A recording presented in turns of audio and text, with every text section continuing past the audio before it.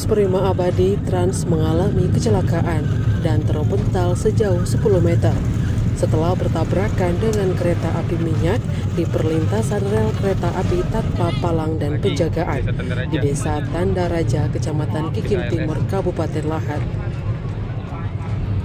Menurut keterangan Kapolres Lahat AKBP Eko Sumaryanto SIK melalui Kapolsek Kikim Timur AKP Romli Usman, laka lantas itu mengakibatkan sopir dan penumpang bus Prima Abadi mengalami luka berat dan luka ringan.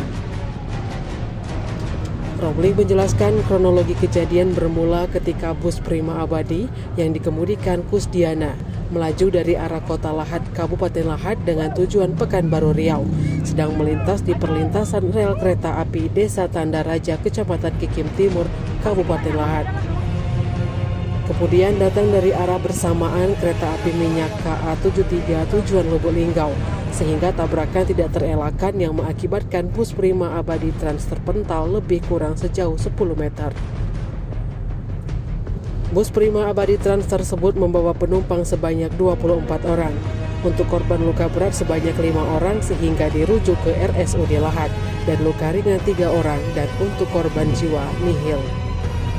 Romli menghimbau pengguna jalan raya agar berhati-hati saat melintas di perlintasan rel kereta api, apalagi tanpa palang pintu dan penjagaan, karena kereta api merupakan sarana transportasi khusus yang mendapatkan prioritas dikarenakan menggunakan jalur khusus.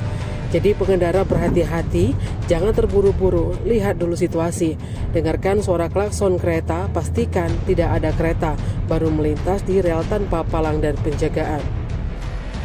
Tim Liputan Sumsel Update TV melaporkan.